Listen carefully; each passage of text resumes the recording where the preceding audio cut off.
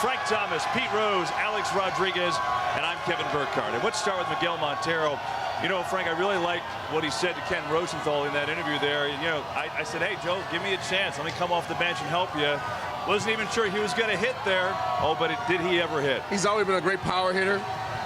It's been tough for him this year, especially losing his position at catcher.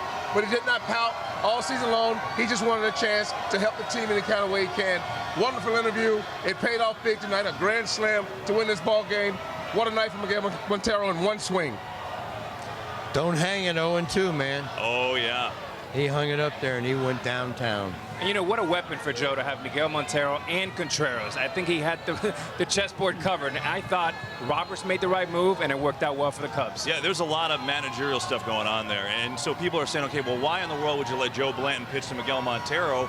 Well, the flip side is if you go and you get the lefty out of the pen, then he brings in Wilson Contreras, the righty, to hit. So did you like how they played it there? I think David Roberts played that inning as well as you can play it. Okay. And Joe Blanton's a guy that he's trusted. And I can't second guess him. I thought he made the right move.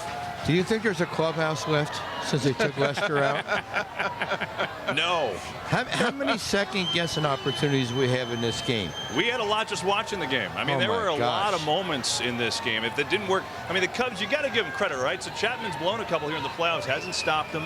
He blew the save tonight. Didn't even have to worry about getting a save because they put up so many runs in the 8th inning. It was a tough catch, but how about if Rizzo catches that pop fly? Right. The game's still 3-1. Right. All that action we'd have missed in the 8th inning. There's definitely a lot happening with this one. But the bottom line is we're seeing some things here. You know, I think if you look at it overall, Cubs got to feel good. Right here they are. They're up 1-0. But they've been far from perfect, Frank. But they have shown some resolve. I mean, you know, they came back twice in San Francisco late. Obviously, this one, after Adrian Gonzalez tied it up, this could have been bad with Lester coming out of the game early. Well, that's what's been great watching this team all year. They're so deep on the bench. They can find a way to beat you late. Most teams can't do this. I'm talking with their bullpen, with their hitters. Joe Madden has a well-rounded roster, and you just never know where the hero is going to come from. We saw tonight with Montero. Yes, there could have been a lot of second-guessing, but who cares? They found a way to win this game tonight. Big win for the Cubs. Well, what Joe does, he plays everybody. Everybody thinks they're going to contribute to the success of the team, and that's why those guys come off the bench.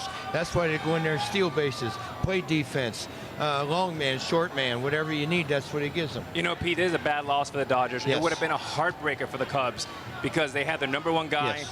They're in their home stadium. Yeah. And the other thing is, early in the game, they had 3 men on base at second base with no out, and they couldn't get that guy to third. If they want to win the World Championship, Kevin, they have to get better at the little things. Yeah. None of those guys scored, by the way. No, they didn't. Yeah. But you know what? Things like that certainly were lacking. And again, there's things in the Cubs offense that you haven't seen in spurts. But one thing, Pete, I think we all agreed, they looked sharp in other, I mean, defensively, base running, they look much sharper than the Dodgers. Well, right? if the Dodgers would have come out tired tonight, I think we'd all understood because they didn't get here till 6 or 7, or what, they got here 11 o'clock after being out till 3 o'clock last night celebrating. Yeah. But, you know, the guy steals home, it would have been in the pickle. The guy went to second on a little bloop, head first into second. I mean, the Cubs took advantage of everything that happened tonight with the Dodgers. Well, I don't know about you guys, but I feel a strong series coming on. These Dodgers will not quit. They were very game all night long. Dexter Fowler made some catches tonight that really could have blew up in some other innings. This is going to be a great series. This Dodger, there's no quitting this Dodger team. You're going to see a chess match this whole entire Series, right? series, yeah, yes. Because listen, we've seen it. What's in that coffee, Pete?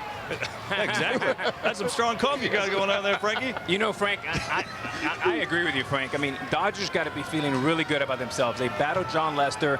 They came back. Unbelievable at bat by Adrian Gonzalez. Right. And the other thing is they have Clayton Kershaw coming tomorrow. If they came to Chicago, Pete, to get a win, and tomorrow they get a chance to do that.